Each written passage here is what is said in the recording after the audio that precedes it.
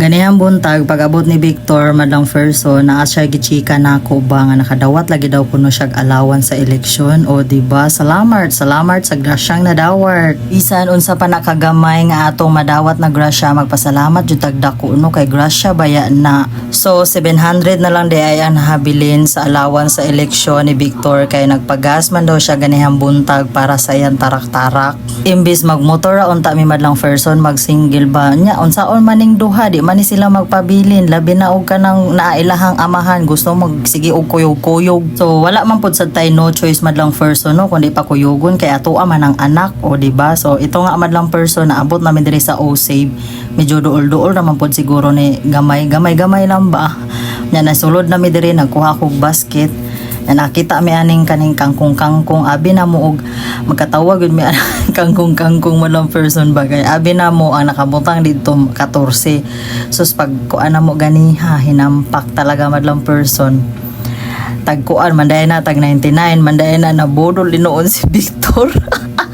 Wala jud mi nagdahom nga tag 99 man dayon tong kangkunga to nagyaw-yaw si Victor pag uli oy. Cute kaayo siya madlang person kay naa siya mga melty diri na ready to ano na siya ba tapos nag-ari na mi diri sa mga frozen foods na ano kay mao man gyud ni amo ang giari no mga frozen foods na pwedeng lutuon kay sayo lagi siya mulakaw alas 3 siya mulakaw sa hapon unya kailangan magluto jud ko og sayo ani. Sus kani pong duha na mo ka junakis ni Victor madlang person ba kay na daghan pud sad kay sila ha dampot kung unsa ilang mga gusto oy ambot lang kung makasya ba ka aning budget na 700 nga idadahan na mo ani unsaon na lang unya diring dapita madlang person nakabayad na mi tapos nagbagar-bagar na diha si Victor kay wala may bagar diri ang kaning O-Save na grocery madlang person so di ba okay kaayo o diha nga madlang person magawas na mi sa O-Save grocery nya nagsige jud ko katawa kay gilantaw lagi nako ang resibo 40 na ko katawa diha nga nagyaw-yaw si Victor na waka siya kasabot dapat daw yan. Nagmugot ang naong ni Victor ang among nabayaran di ay diha madlang person ba kay 900 plus o di ba may gani kay naa pa siya sinsilyo sa iyang bag na iyang gikuot-kuot niya gidagdag sa 700.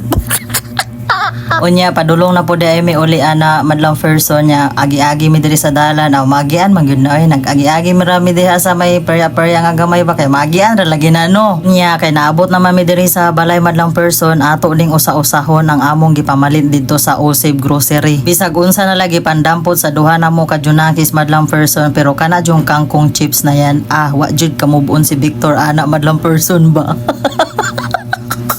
Imbis ang amo ang tuyo dito sa O-Save grocery madlang person ba kay kanira magpalit ra magyunta jud mi kanang frozen foods madlang person ay para sudaan ba pero wa jud tay mahimo ani kung magpagkuyog-kuyog taanig mga junakis nato ba tong mga anak wa jud tay mahimo ani ba unya dihang dapita na daay madlang person nagluto day ko atong gipalit namo na ramyon ganiha sa O-Save grocery ba kay wala pa may maniudto mi ni Victor diha ba grabe akong singot diha nya kay diha na madlang person i-flex lang namo among ano anang piniritong sudan ganihang buntag na kanang ramyun na noodles o diba fights na kaayo mga unta.